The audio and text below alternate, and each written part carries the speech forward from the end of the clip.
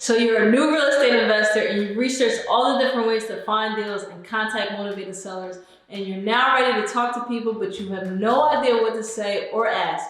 In this video, I'm gonna give you guys 11 very important questions that I ask the motivated sellers, which will give you all the information that you need in order to make offers, which is exactly how you get deals. And if you stay till the end, I'll explain how to make other types of offers that'll help you close more deals. All right, guys, welcome back to my YouTube channel where I talk all things about real estate, entrepreneurship, personal finance, and investing. Please subscribe if you haven't done so already and hit the notification bell so you get notified when I drop the next video. Let's get into it. First question that you want to ask the property owner is, are you the only owner of the property, or is it owned by you and another person? And the reason why you want to ask this, guys, is because in my experience, I've gotten to the end of the script a couple times and I've gotten all the information and I've made an offer, and you know what they come back with? I need to talk to my wife. She's the owner, or she's the decision maker, or I need to talk to my husband. And you want to eliminate that. The point of these questions are to basically eliminate all the objections when you make an offer.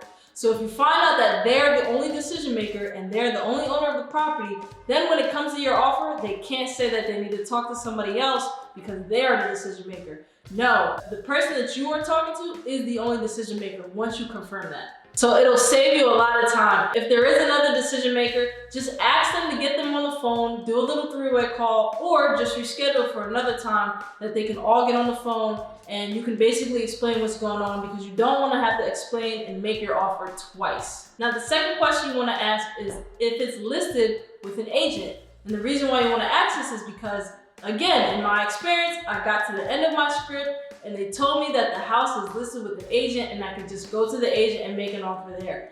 And for all that, you're pretty much just wasting your time, but you're not wasting a lead. So just make sure you know whether it's listed or not. Ask them how much longer that you have on the listing, and then you can use that as leverage, when you get to the end of the conversation, because if it's been on the market for 3 or 4 or 5 months, they might be tired of it. So just definitely ask them if it's listed and be willing to follow up. Now, the third question you want to ask them is if they live in the property right now or if it's vacant. And the reason why you want to ask this is because if it's vacant, then obviously this is a house that is draining their pockets because they're still paying for it and they're not getting anything back on it. Or if it's rented, you want to find out how much the rent is, and this might prompt them to actually think about what's actually going on in the property, because sometimes people will have family members in there, or they haven't raised the rent in such a long time that they're not even getting the value of it. So it might prompt them to think, hey, it might be a good idea to actually sell this property. And if the property is vacant, you want to do what my mentor calls it, is twist the knife a little bit. Because if it's vacant, it's probably sucking money out of their pockets because they're not making anything on it if there's nobody in the property. Now, by this time, you should have already started to begin building rapport with the seller. But the fourth question you want to ask is just ask them if they can tell you about the property. Let them ramble on about all the things that they love about the property or all the things that are terrible with the property, and make sure you get a good understanding of what's going on with it. Obviously, you got to get the actual specs, like the beds, baths, and everything like that, but just let the seller kind of ramble on about what is going on with the property. Now, the fifth question you want to ask is what needs to be done as far as repairs are concerned.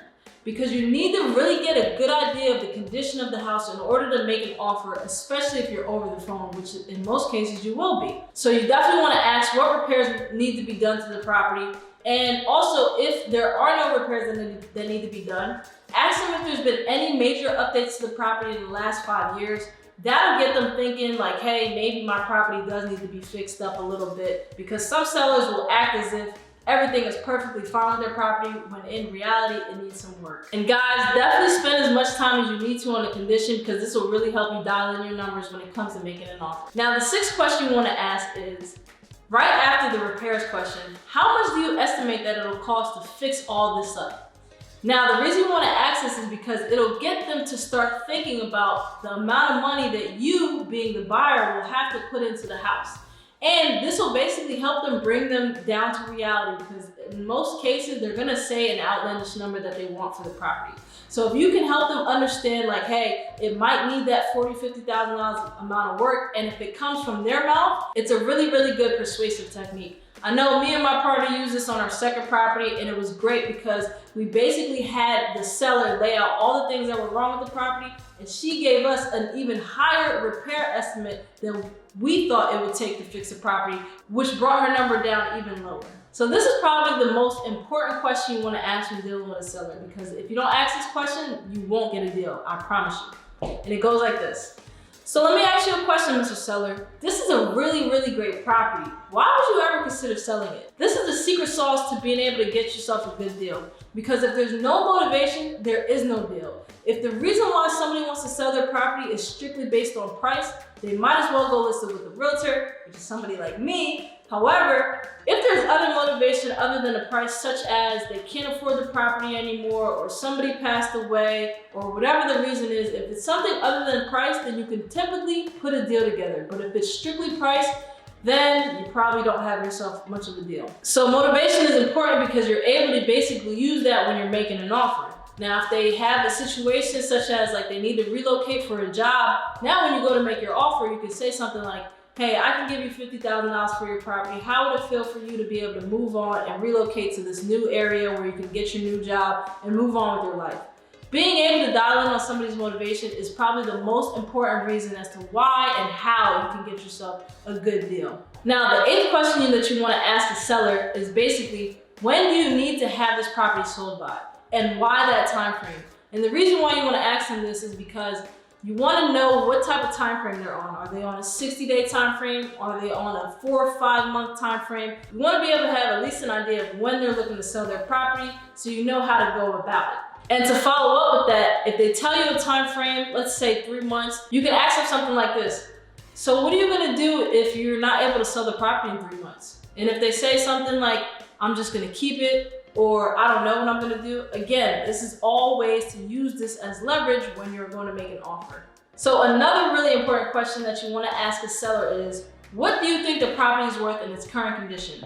And the reason why you want to ask this is because this is the first prompt to get them to tell you their price. So you definitely want to have an idea of where they're at in terms of numbers in their head, and it will really help you when it comes to making an offer. Now, to directly follow up with question number 9, you want to ask them, how did you come up with that number? You want to make them justify it, because a lot of times, you know, let's say a property owner says that they want to sell it for $100,000, and you ask them, okay, well, how'd you come up with that number? They might say, you know, I just feel like that's what it's worth, or, you know, my grandma or my mom told me that's what it's worth, or whatever. And you want to be like, you want to be able to just have them try to justify it to you, and a lot of times they won't be able to make sense of the number that they came up with. So that's where you come in and you're able to be like, well, I know this is what you said that you want to get on it, but this is actually what it's really worth. And break it down to them. Don't make them feel dumb. But yeah, a lot of times they will ask for like an outlandish number and they won't have any reasonable way of justifying it. Now, question number 11, we're getting to the close. The question that you have to ask them after you've gathered all the information, if we can pay cash and close quickly with no real estate commissions and pay closing costs, what would be the lowest price you would consider? And don't say a word. Let it be as silent as possible for as long as possible if need be, but do not say a word after you ask that question. Hopefully they give you a price if they haven't done so already. Once they give you a price, then you ask this follow-up question. Is that the best you can do? That second question will basically put in their mind, maybe I need to drop it a little bit, and they might drop it. Guys, I can't tell you the number of times that people drop their price just from asking, is that the best you can do? Obviously, some people will stay stern, but a lot of people will second guess it and drop their price a little bit. So definitely ask that. Now, if you're on the phone, when you come to making an offer, you want to be able to make them an offer within a range. So if you have to make a quick offer, which at this point in this hot market, it's probably best to make fast offers and then do a deeper analysis if they're willing to work with you. So if you're on the phone and you need to make a quick cash offer, just go to Zillow and make them an offer anywhere between 50 to 60% of the Zestimate. Now, if they're willing to work with you within that range, then you probably want to do a deeper analysis and figure out a more accurate number to present to them. However, if they're completely off and they're not willing to negotiate at all or move a little bit, then it's probably not a deal for you. But you definitely want to be making at least 100 offers a month to really be able to make some deals happen. Now, if you're a newer investor and you really don't know how to make an offer, I would say just tell them that you will call them back with an offer, do a deep analysis, run your comps, then call them back and present your offer. Now it's time for the bonus. As I mentioned, there's other ways and other types of offers that you could present to sellers besides cash offers.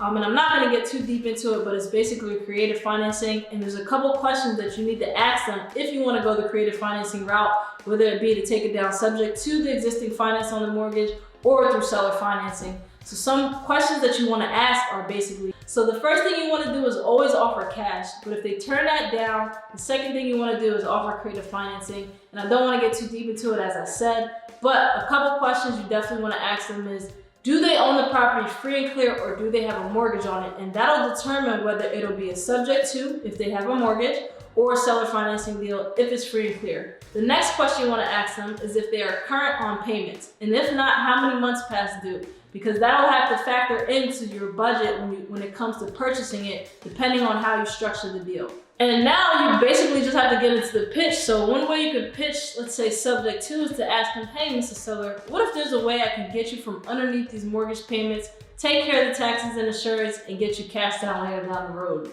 Now, when it comes to seller financing, this is how you want to offer them. Hey, Mr. Seller, if I can get you the benefits of being a landlord without the headaches of the tenants, does that sound like a good fit to you? Let them answer.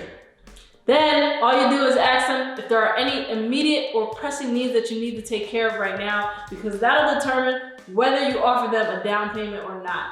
So guys, at the end of this all, I really just want you to take away the fact that you need to dial in the 4 pillars. Brent Daniels always talks about this. The 4 pillars is basically condition, timeline, motivation, and price. Without those 4 pieces of information, you can't make an offer. It wouldn't even make sense to the seller. So you need to get those 4 pieces of information at all times, anytime you have a conversation with the seller. And remember guys, you need to build as much rapport as possible so these people can get to know, like, and trust you, because that's how you do business with people. And another thing, you have to understand that 9 times out of 10, most people will not be willing to agree to your first offer. So you gotta be willing to follow up. And at the end of the day, look to serve no matter what. No matter if you're not the best option for the seller, look to help them out in any way that you possibly can, because some of these sellers are in some really serious distress situations and you just want to be able to provide them with the best options as possible. So there you have it guys. I hope this video was helpful for you. I really hope that you actually use those questions. I use those questions all the time when I talk to sellers to engage the real motivation so I can really come up with these deals.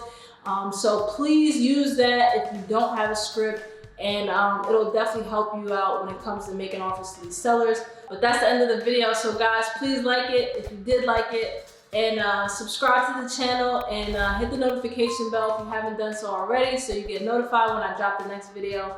I'm out of here guys. Stay safe and stay blessed. I'll see you later.